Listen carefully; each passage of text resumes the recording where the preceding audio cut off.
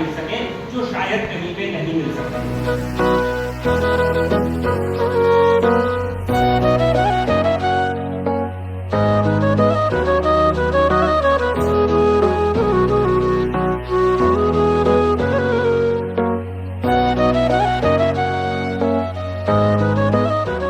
दादी ने हमने बधाई ना पगे लागी ना पची एक गुरुकुल जैसे हमको बहुत अच्छा लगा गुरुकुल में एडमिशन कराने से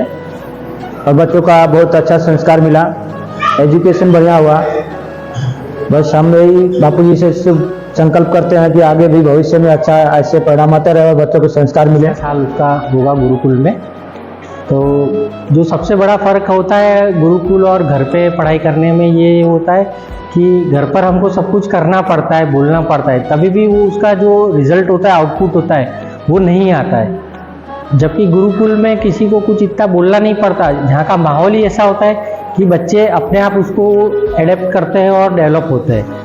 तो और सबको आदर करते, घर में भी माता पिता को सबको प्रणाम करते और सभी को आदर सत्कार करते और व्यवहार में भी खूब अच्छे और पढ़ाई में भी खूप आगे बढ़ रहे हैं बच्चे।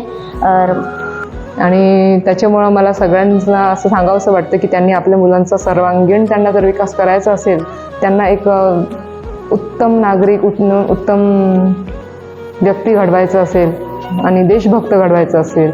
त्याचं स्वतःचंही हित होईल आणि समाजाचंही हित होईल असं जर एखादं व्यक्तित्व घडवायचं असेल आपल्या मुलांमध्ये, तर त्यांनी आपल्या मुलाला परमपूज्य संत श्री आशारामजी गुरुकुल मोटेरामध्ये नक्की टाकावं ही माझी सगळ्यांना विनंती आहे, सगळ्या पालकांना विनंती आहे। हरी